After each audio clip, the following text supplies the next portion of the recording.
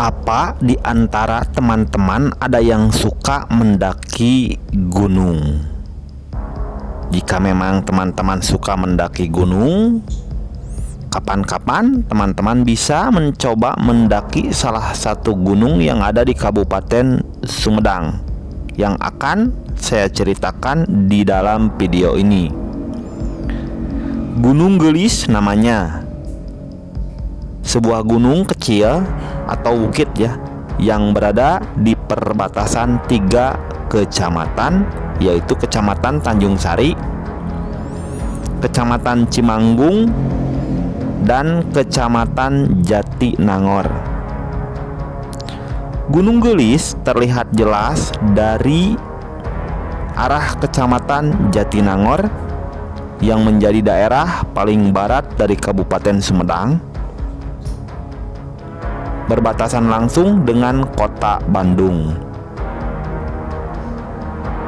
Gunung Gelis bukanlah gunung besar dalam artian gunung sebenarnya, namun merupakan gunung kecil atau biasa kita sebut dengan istilahnya namanya bukit.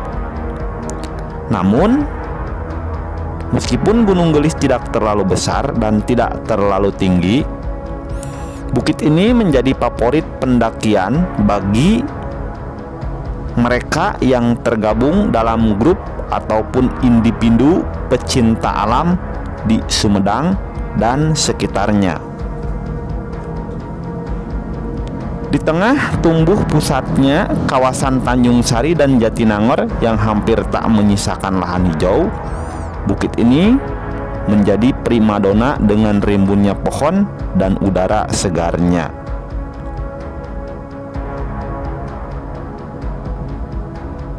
Gelis dalam bahasa Indonesia artinya adalah cantik. Jadi Gunung Gelis dalam bahasa Indonesia berarti gunung cantik. Mungkin di antara teman-teman ada yang penasaran karena nama gunung ini terkesan lain daripada biasanya. Ternyata ada kisah atau legenda di balik nama Gunung Gelis ini. Dahulu kala dikisahkan di sebuah tempat hiduplah sepasang suami istri yang belum dikaruniai seorang anak. Meskipun mereka telah lama hidup bersama dan berumah tangga. Kemudian seiring berjalannya waktu, pasangan ini merasa gundah dan bertanya pada Yang Maha Kuasa, kenapa mereka belum juga memiliki anak. Nah, didorong keinginan yang kuat untuk bisa memiliki anak dan mempunyai keturunan, sang suami pernah berhenti memohon kepada Yang Maha Kuasa agar bisa dikaruniai buah hati. Karena kesungguhannya, angannya sering muncul dalam lamunan dan mimpinya, sampai akhirnya pada suatu malam, sang suami bermimpi dan seolah mendapatkan petunjuk dari mimpinya. Dalam mimpinya, ia memperoleh petunjuk untuk pergi ke sebuah gunung yang berada di sebelah timur kampungnya.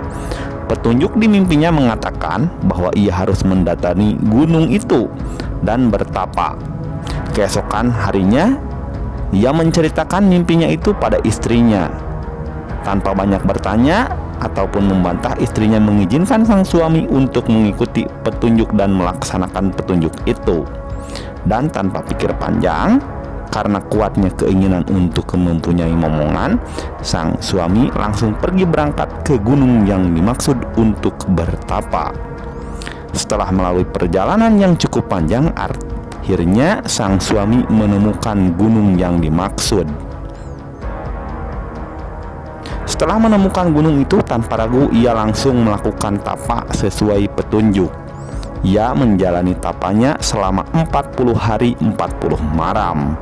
39 malam ia lalui dengan mudah tanpa gangguan apapun. Pada malam ke-40 atau malam terakhir, ia didatangi oleh seorang wanita yang cantik jelita. Kecantikan perempuan ini membuat ia lupa akan niat awalnya. Ia jatuh hati dan pada akhirnya menikahinya. Padahal tanpa sepengetahuan dirinya, sebenarnya perempuan cantik yang dinikahinya itu adalah perwujudan dari seekor ular.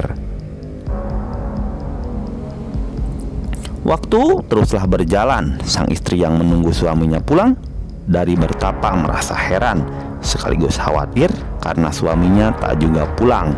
Ia kemudian bergegas menyusul suaminya dan mencarinya ke gunung tempat ia bertapa.